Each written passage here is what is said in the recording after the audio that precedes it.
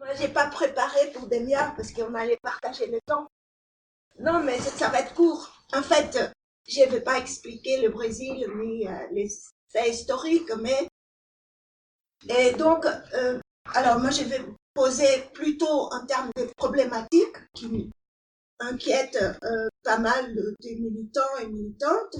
C'est expliquer. Je ne peux pas expliquer. Je lance ici la problématique. Comment ça se fait que depuis les années 80, quand il y a eu une radicalisation des théoriciens défendant le capitalisme et qui a découlé l'application d'une politique néolibérale de plus en plus radicale, de plus en plus accrue, d'abord Reagan, après Thatcher, et ensuite partout, plus ou moins partout, pendant que ces années-là commençait une espèce de radicalité dans l'Amérique latine et quelques autres pays. Donc, comment ça explique que cette mise en place d'une politique très dure du point de vue du système capitaliste, c'est complètement dispersé, c'est approfondi partout dans l'Union européenne, partout, et qui a eu une conséquence au sein des forces et des partis politiques, ces 10 ans de gauche. Comment ça se fait que cette radicalité de défenseurs du système capitaliste n'a pas produit une même radicalité dans des secteurs séramédicaux de gauche? Au contraire, ils se sont plutôt accommodés, ils sont toujours essayé de conduire le système avec quelques mesures sociales et avec une certaine conduction, direction du système pour mieux diriger les pays. Et ça, je dis ça parce que le cas du Brésil, il est très exemplaire, puisqu'on a eu les années 2000, enfin début 2000, on a eu la victoire des élections d'un candidat ouvrier et présenté par un parti ouvrier issu des luttes absolument généralisées au Brésil et dans une situation de dictature militaire avec une puissance immense et qui a abouti à sa formation de parti de travailleurs qui a réussi à agglutiner des secteurs complètement différents de toute la gauche, pratiquement de toute la gauche, et qui réunissait et était capable de mobiliser des millions de personnes, millions de travailleurs et de travailleuses dans leur lutte et au sein de leur parti. Et comment ça se fait que ces partis-là aboutit à une politique d'accompagnement du système?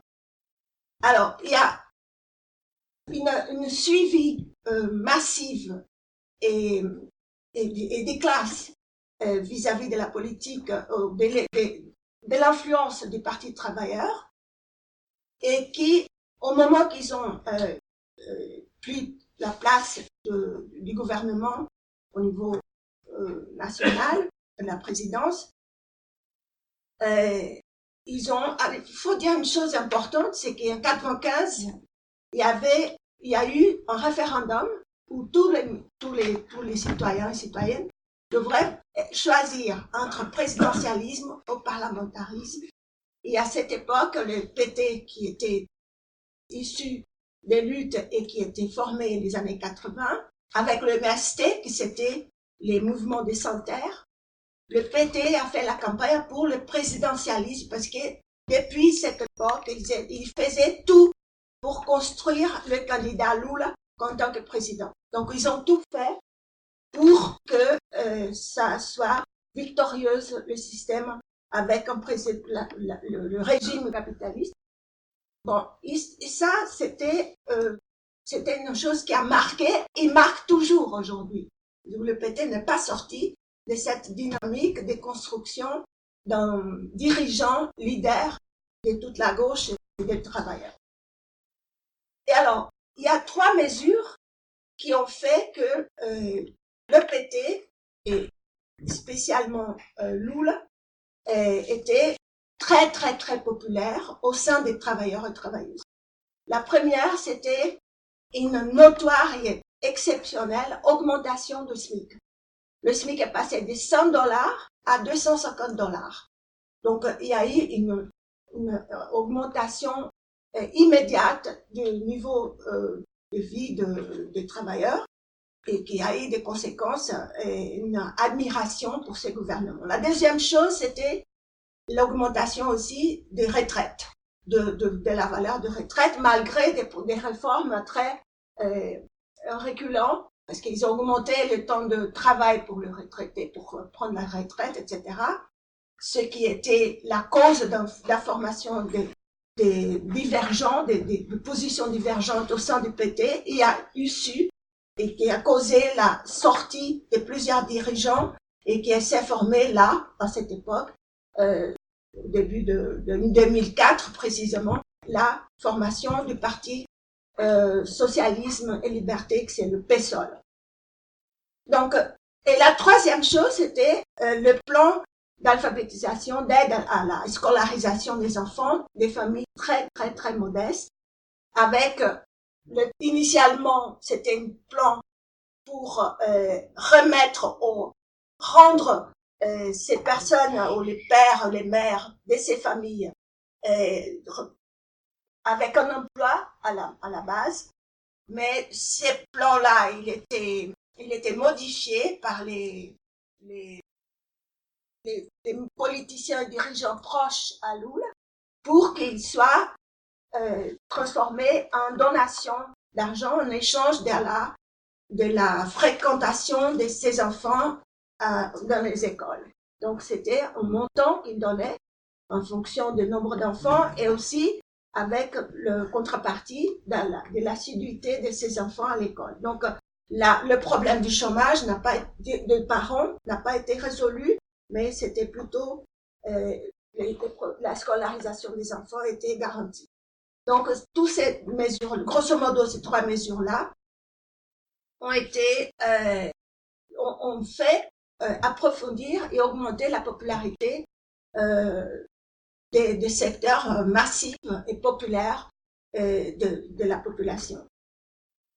Néanmoins, d'autre part, la politique dans d'autres secteurs, toujours en combinant le social avec l'économique, avec une perspective et une mise en place d'une politique des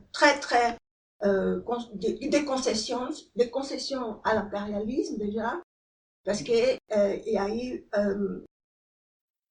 plusieurs faits, par exemple des aides, incitations fiscales à toutes les multinationales brésiliennes et entreprises, etc. Il y a eu l'occupation, je ne sais pas si vous vous souvenez, d'Haïti. Haïti, il y a eu une crise assez importante. Donc, le Brésil s'est adhéré aux puissances impériales pour occuper aussi, avec des problèmes assez graves de viol de ces militaires sur les femmes haïtiennes, etc. Après, il y a eu aussi un traité que le président en 2008, le Brésil a signé un traité avec Sarkozy pour contrôler et délimiter mieux les frontières entre la Guyane et le Brésil.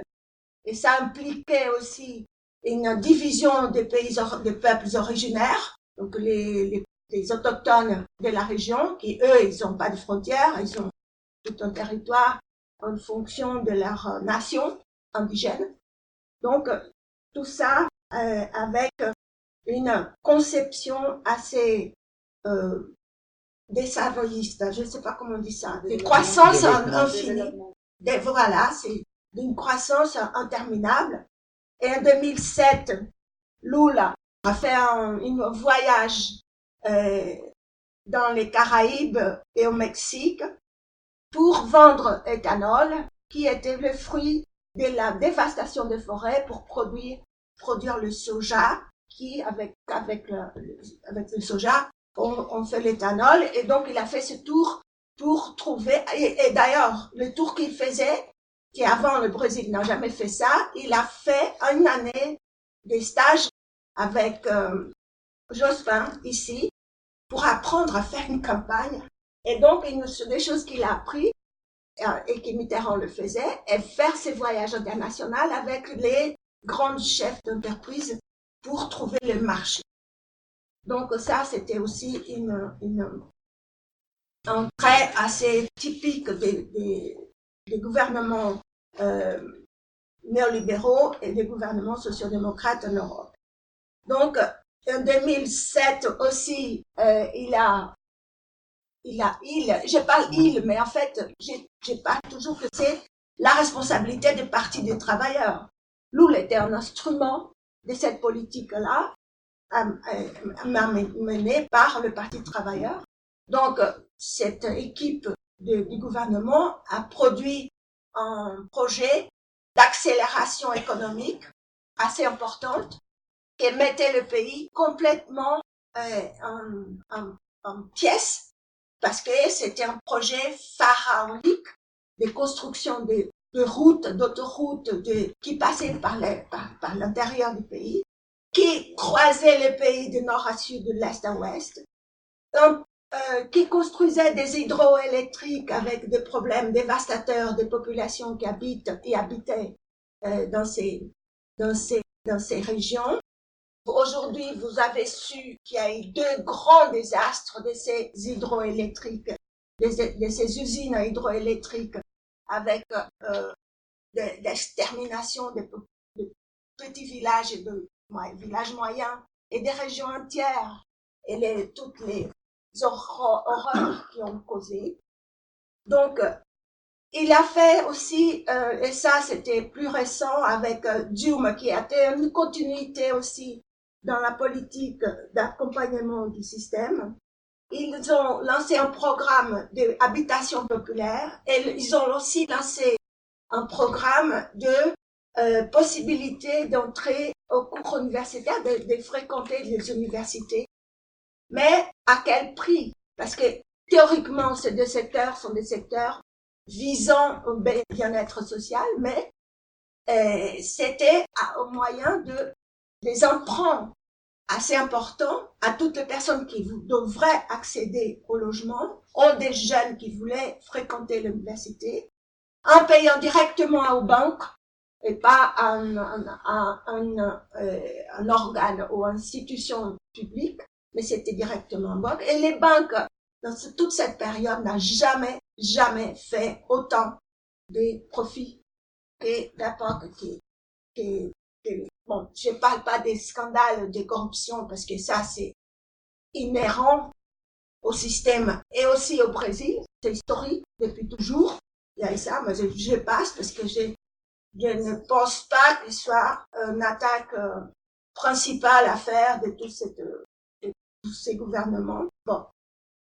Et il faut dire qu'en 2013, c'est-à-dire, cette diminution de l'écart des différences sociales entre la petite bourgeoisie et les prolétariats, il a été diminué justement à cause de ces mesures d'amélioration du salaire et aussi de certaines possibilités d'accès à des choses que seulement la petite bourgeoisie haute avait accès, à l'université, accès à l'achat des logements, d'être propriétaire, etc. C'est qui a causé une grande malaise de cette couche des classes petites bourgeoises qui n'acceptaient pas tellement de fréquenter, que les gens modestes fréquentent les mêmes endroits qu'elles, etc. Et ça a aidé à approfondir et à maintenir et à alimenter un certain rejet des pauvres, rejet des personnes, de toute une...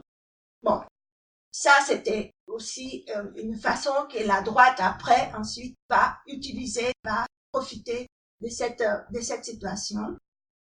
Et en même temps, il y a eu un malaise et une insatisfaction assez croissante des secteurs de jeunesse qui ne voyaient pas améliorer notoirement la situation, et ça a explosé en 2013 avec des jeunes prolétaires qui allaient dans les rues contre l'augmentation du prix des tarifs du transport. Ça a commencé par là, comme en France d'ailleurs, avec les gilets jaunes, avec les paiements des taxes, etc. Et c'était un mouvement qui a aussi été accompagné par des secteurs de l'extrême gauche, mais qui le PT a refusé soit de satisfaire leur demande ou de contribuer à que ces prix n'augmentaient pas. Mais pas seulement ils n'ont pas fait ça, mais aussi ils ont réprimé les maires de São Paulo, qui étaient maires de PT, qui est les derniers candidats aux élections pour le PT, Haddad. Lui, il a réprimé violemment en disant, comme ici d'ailleurs, en disant que ces jeunes étaient des jeunes d'extrême droite,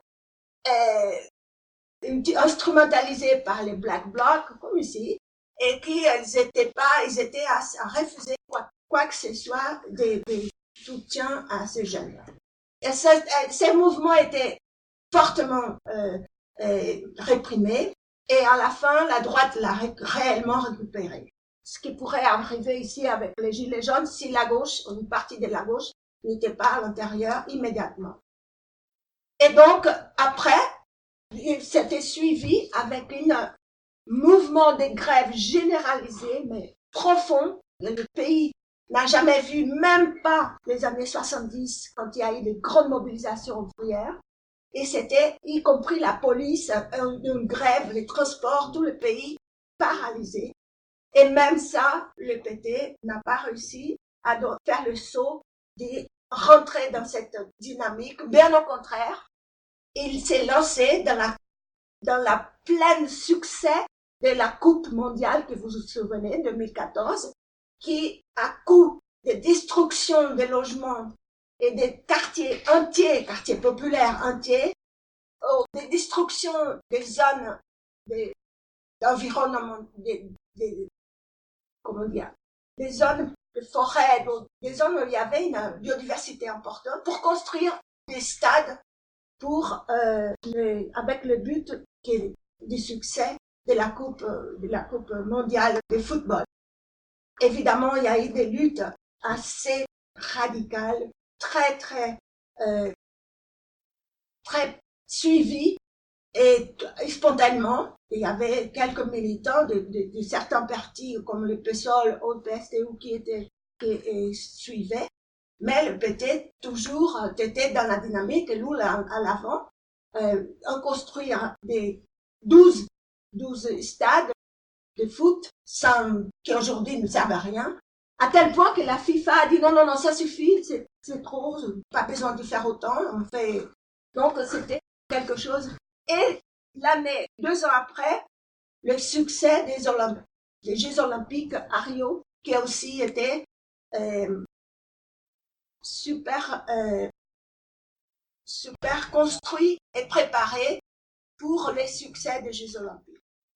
Alors, on dit comment ça se fait que aujourd'hui, on a un proto-facho qui est président, qui n'a aucun respect des institutions bourgeoises, mais au moins démocratiques, relativement démocratiques, et qui applique une politique féroce de répression et des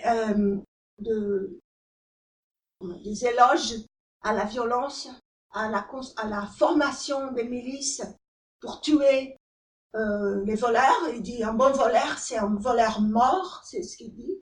Ainsi de suite, c'est vraiment folklorique, tout le profil que ce type est là. Bon.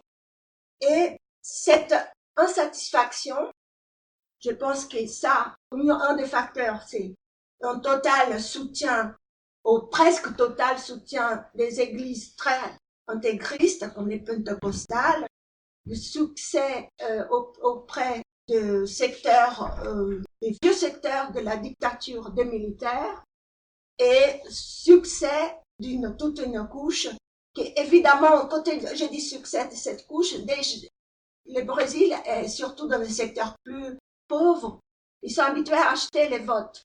On donne, je te donne 200 reais si tu votes un tel. Et l'autre jour, j'étais au Brésil, le type m'a dit, c'est absurde ce qu'il m'a demandé. Je pensais qu'il était en train de critiquer. Il dit non, mais seulement de ça. C'est comme ça. Les gens sont habitués à acheter, à être achetés pour voter dans les candidats que les patrons ou n'importe qui défendent. Donc ça, c'était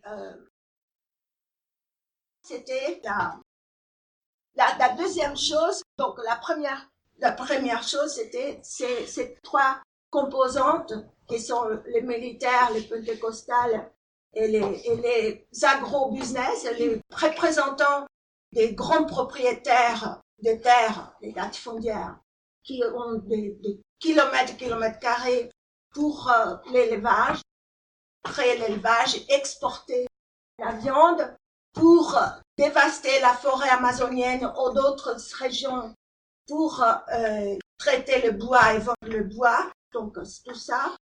Et donc ces propriétaires, ces gens-là, ils achètent aussi les votes de ces employés.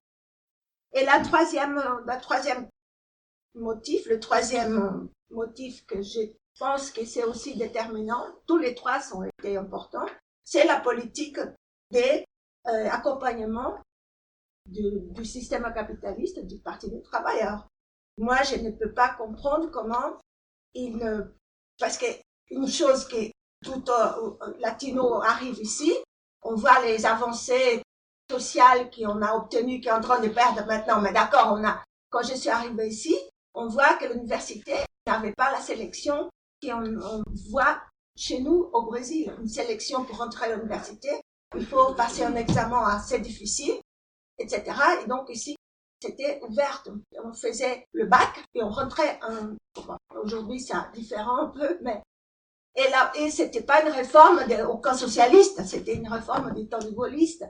Et donc, comment ça se fait que le Brésil, avec un parti qui c'est Pravidique gauche, il a fait un programme d'aider les universités qui ont explosé, des milliers d'universités privées, et il finançait, il donnait comme financement pour aider ces universités à faire rentrer les jeunes qui demandaient, qui empruntaient de l'argent pour pouvoir fréquenter. Donc, c'est aberrant. Une politique dite sociale n'est pas ça. C'est une politique vraiment de maintien du système pour enrichir les banques, parce qu'on prend les emprunts, etc. Et la même chose avec les logements. Donc, c'est évidemment, ça a créé un malaise assez croissant dans des secteurs, y compris ouvriers, où Bolsonaro a eu une très grande résultat de vote dans tous les secteurs de la population, de la grande bourgeoisie jusqu'au lumpenprolétariat, si on veut. Donc, alors, les conséquences de cette politique, il y a un philosophe brésilien qui est très connu, Paulo Arantes, qui dit que ce type-là, Bolsonaro, il veut agir très vite parce qu'il veut arriver tout de suite à la prochaine élection pour être élu. Donc, satisfaire comme ça et oser faire ce que la droite traditionnelle n'a jamais réussi, donc faire des réformes radicales et très vite pour essayer de gagner tout le secteur de la bourgeoisie et la petite bourgeoisie qui est... Alors, le résultat de cette politique, j'ai préparé un truc très précaire, que c'était trois tableaux qu'un économiste a fait dans une revue économique. Et donc, c'est le résultat, ça s'appelle Liv Gerbaz. Donc, et c'est le résultat des coupes, comment dire, budgétaires des différents secteurs. Le premier, c'est le sport et loisirs. Il coupe 74 à peu près des budgets. L'énergie, 38.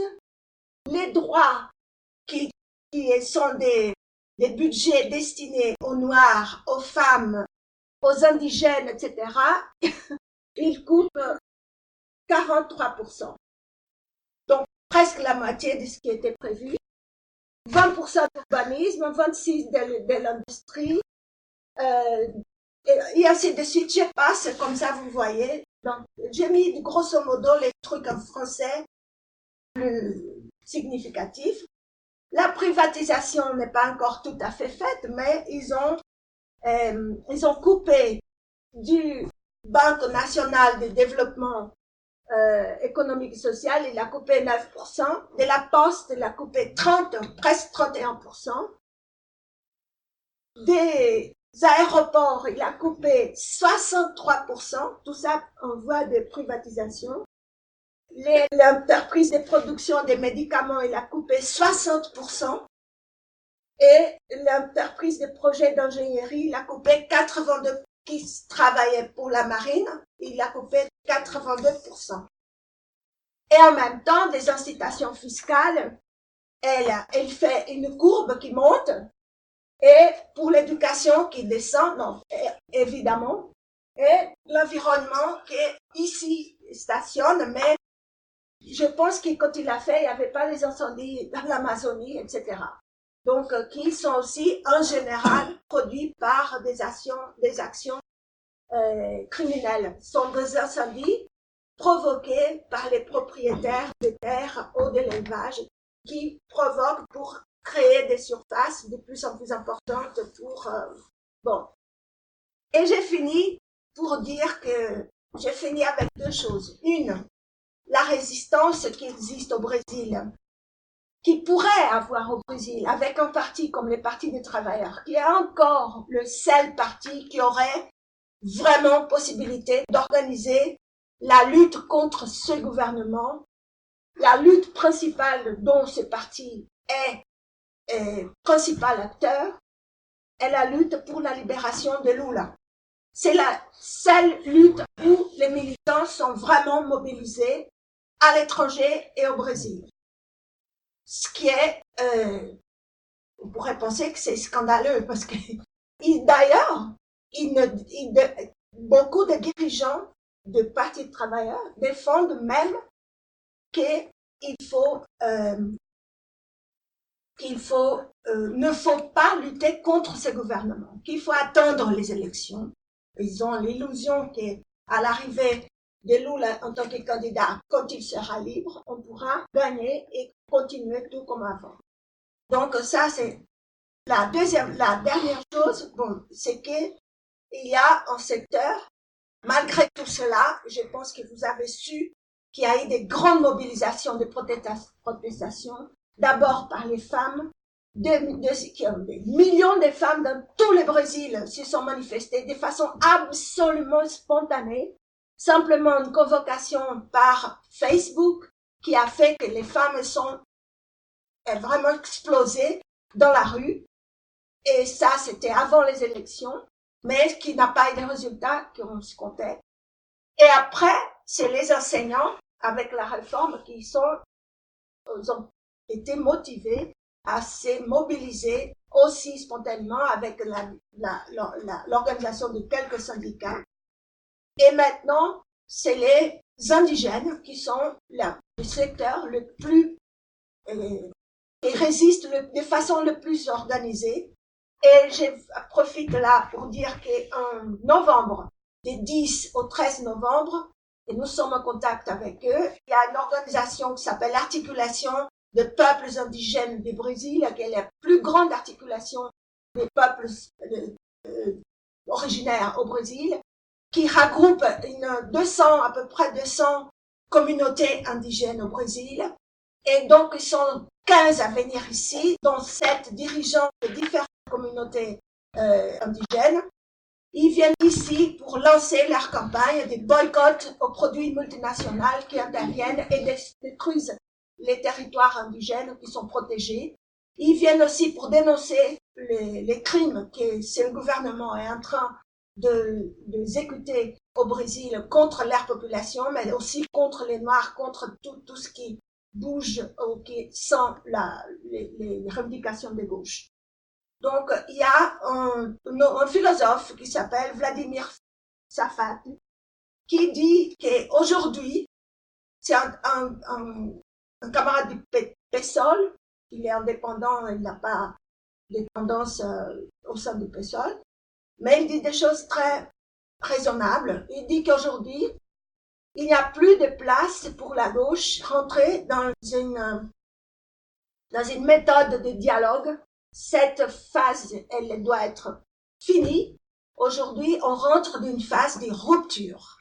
Donc, c'est ce qu'il dit. Et il parle de tous ces dialogues qui a eu lieu. C'est le pays des dictatures qui a duré 20 ans, plus de 20 ans, et dont les tortionnaires et les criminels de la dictature n'ont jamais été inquiétés, ni mis en procès, ni rien. Tandis que les autres pays où il y a eu des dictatures, ils ont été tous, plus ou moins, sont encore au Chili, ils sont encore en train d'être jugés, au moins dans des procès. Ils sont pas finis, mais ils sont, au Brésil, tout le monde a pardonné tout le monde. Ça s'appelle la loi de l'amnistie. Tout le monde est pardonné. Donc, Safat dit, non, on a fini. On n'a plus lieu de rentrer dans un dialogue. Et une chose, c'est que la venue de ces indigènes, c'est du 10 au 13. Ceux qui sont à Paris peuvent aller à une initiative promue par des gens qui sont dans une association et en contact avec la direction du théâtre Odéon.